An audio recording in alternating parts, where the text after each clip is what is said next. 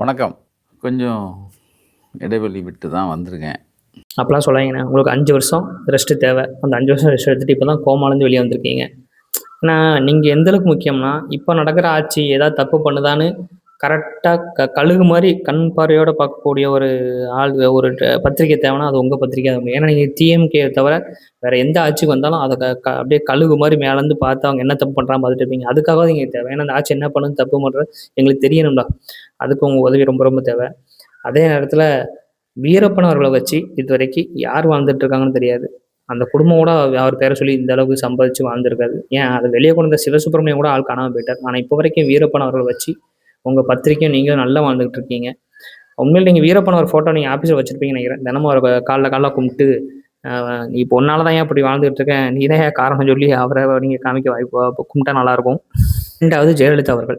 ஜெயலலிதா அவர்கள வச்சு தான் அண்ணன் 2வது கதைய ஓட்டுறதுக்கு ஒரு காரணம். அதுக்கப்புறம் 3வது நம்ம நித்யானந்தா. அந்த கதைய எல்லாரும் ஊரறிஞ்சு தெரிஞ்ச விஷயம்.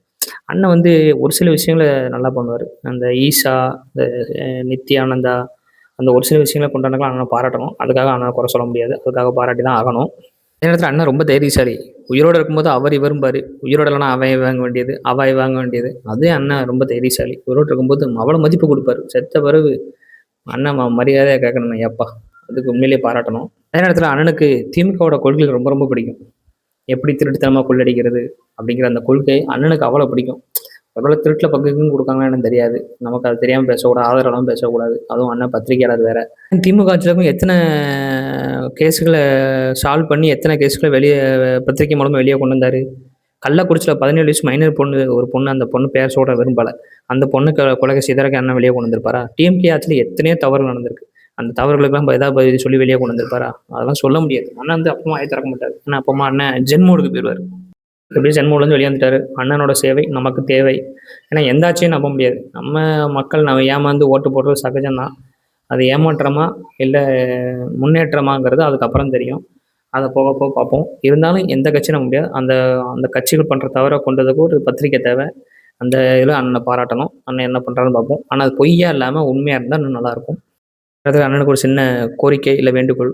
அந்த நெற்றிக்கண் திறப்பினும் குற்றம் குற்றங்கிறத தூக்கிட்டு, திமுகவை யார் எதிர்த்தாலும் குற்றம் குற்றமே, அதுக்கப்புறம் என்னை யார் எதிர்த்தாலும் குற்றம் குற்றமேன்னு மாத்துனீங்கன்னா நல்லாயிருக்கும். அதுமாரி நக்கீரன் பேர மாத்திட்டு வேற ஏதாவது பேர் வச்சீங்கன்னா நல்லாயிருக்கும். ஏன்னா, அவர வீணா அசிங்கப்படுத்துறோம். அவர் கடவுளா இருந்தா பரவாயில்லன்னு எதிர்த்து நின்னு, அது கதையா, உண்மையான்னு தெரியாது. அவரே கடவுளே எதிர்த்து நின்ன ஒரு ஆள் நக்கீரன். அவரோட பேர சொல்லி நீங்க இப்படி ஏமாத்த வேண்டாம். அதனால அதையும் மாத்துனா நல்லாயிருக்கும். முடிஞ்ச அளவுக்கு மாத்துங்க. நீங்க டிஎம்கேவோட வாலு. உங்க பேரு கோவாலு. பார்த்து இருங்க. அவ்வளோதான்.